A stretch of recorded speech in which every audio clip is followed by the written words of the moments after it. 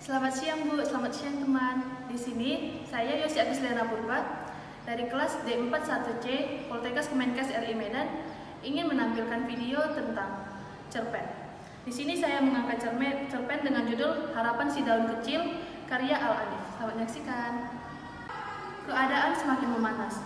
Sedikit gambaran betapa tingginya derajat suhu yang tercipta dari terik sang matahari di lingkungan itu. Tak tampak suasana di kehidupan di sana. Seolah-olah semua organisme yang ada di sana lenyap terbakar teriknya mentari.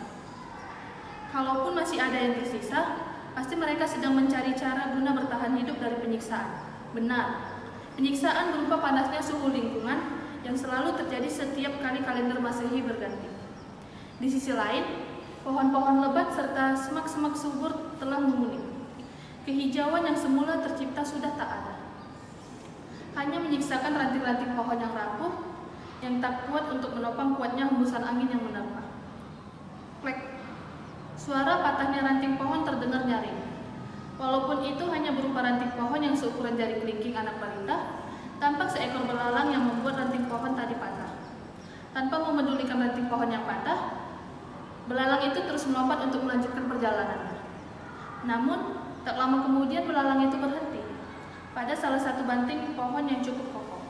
Di sana tanpa diduga, ia melihat masih ada satu daun kecil yang berwarna hijau muda dan daun itu masih menempel lengket di ranting pohonnya. Belalang menjadi heran. Dalam hati ia bertanya-tanya, mengapa daun tersebut bisa bertahan? Kemudian si belalang menghampiri daun tersebut. "Permisi daun kecil, apa yang kamu lakukan di sini?" tanya si belalang. "Tentu aku di sini, Tuan Belalang. Aku tak seperti yang engkau yang berpindah tempat dengan sesuka hati," jelas si daun tersebut. "Tapi, mengapa engkau tidak ikut ke bawah bersama teman-temanmu?" Si belalang bertanya dengan menunjuk ke tanah. "Kalau hal itu, aku tidak tahu kapan aku turun ke sana. Semua itu masih rahasia bagiku. Dan yang pasti, aku akan turun juga ke sana menemani mereka." Lagi-lagi si daun menjelaskan dengan lengkap kepada si belalang. Seketika belalang pun terdiam. Setelah mendengar jawaban dari daun kecil tersebut, ia mencoba memahami makna yang terkandung dalam pernyataan yang diucapkan daun kecil beberapa detik yang lalu. Hembusan angin menerpa dengan membawa beribu-ribu kesejukan. Cukup untuk membuat udara di sekitarnya menjadi agak dingin. Badan si daun kecil pun seolah-olah bergoyang mengikuti arah hembusan angin. Si belalang masih diam.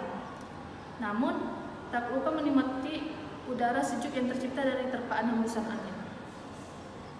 "Jadi apa yang akan kamu lakukan di cuaca panas begini?" tegur si daun memecah keheningan. "Aku hanya berjalan-jalan sambil mengamati keadaan lingkungan sekitar sini," jawab si belalang yang mulai bisa menemukan rangkaian kata miliknya. "Bagaimana hasil pengamatanmu, Tuan Belalang?" tanya si daun dengan bijak. "Ya, dapat engkau lihat sendiri di sekelilingmu. Tanah berdebu serta retak-retak menghiasi seluruh permukaan di bawah kita. Sementara itu, tiang-tiang yang penuh kehijauan di atasnya sudah tak lagi kutemui," tutur si belalang kepada si daun. "Sungguh keadaan yang buruk," kata si daun. "Terus, kapan semuanya berakhir? Tanya belalang sambil menghela nafas panjang. "Andaikan teman-temanku yang di sana masih bergelantungan sepertiku, mungkin penderitaan mereka tidak separah ini," kata si daun dengan nada sesal. Wajahnya pun tak henti-henti menatap ke tanah, tepat ke arah teman-temannya. "Memang, apa yang terjadi dengan teman-temanmu? Bukankah jika sudah tua mereka pasti akan gugur ke tanah pada akhirnya?" tanya si belalang yang nampak belum memahami pernyataan si daun. "Anda benar, Tuan. Tapi teman-temanku tak semuanya gugur secara alami. Kebanyakan mereka gugur karena sebatang besi yang bergerigi tajam di seluruh tepiannya. Besi itu memotong tiang-tiang kehijauan serta memaksa teman-temanku berguguran lebih cepat," jelas si daun dengan nada lembut, walaupun dalam hatinya sangat sedih kehilangan teman-temannya. "Maaf jika pertanyaanku membuat engkau sedih, wahai daun kecil," ucap si belalang. "Tak apa. Aku harap organisme yang bisa mengendalikan besi mematikan itu suatu saat sadar kalau aku beserta teman-temanku juga ingin hidup. Bukan cuma hidup saja, aku juga ingin menjadi penyelamat kehidupan di permukaan bumi ini. Tapi apa?" tanya si belalang. "Tapi yang terpenting adalah mari kita berdoa kepada Tuhan agar menurunkan berkahnya dari langit," ujar si belalang sambil tersenyum penuh dengan harapan. Maksud engkau hujan? Tanya si belalang masih belum mengerti. Tentu, hanya hujan yang paling penuh nikmat dari Tuhan. Semua senang jika hujan turun, jelas si daun. Si belalang tersenyum mendengar perkataan dari si daun. Ia merasa belum pernah bertemu sosok seperti si daun yang begitu memahami akan kehidupan. Si belalang merasa tersentuh hatinya setelah mendengar cerita si daun. Engkau memang bijak, wahai daun muda. Aku berhutang banyak kepadamu dan juga kepada teman-temanmu, puji si belalang. Sudahlah, hidup bukan untuk menyuburkan sifat egois. Saling membantu antar sesama Tuhan yang terpenting, terang si daun. Semua apa yang engkau harapkan bisa terwujud, kata si belalang. Amin, ucap si daun. Setelah cukup lama berbincang-bincang, mereka berdua akhirnya berpisah. Si belalang meneruskan perjalanannya, sementara si daun tetap pada tempatnya.